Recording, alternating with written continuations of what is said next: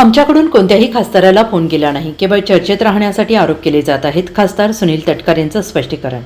राष्ट्रवादी शरद पवार गटाचे लोकसभेतील 8 पैकी 7 खासदारांशी संपर्क साधून अजित पवारांसोबत येण्याची ऑफर सुनील तटकरेंनी दिल्याच्या बातम्या आल्यानंतर त्यावर स्वतः तटकरेंनी प्रतिक्रिया दिली आहे. आमच्याकडून तसा कोणताही प्रयत्न केला गेला नाही, कुणालाही फोन केला नाही, असं स्पष्टीकरण खासदार सुनील तटकरे यांनी दिलं. तसेच सोनिया दोहान या राष्ट्रवादीच्या नेत्या नाहीत, त्यामुळे त्यांनी काय केलं यावर बोलणार नाही, अशी प्रतिक्रिया त्यांनी दिली.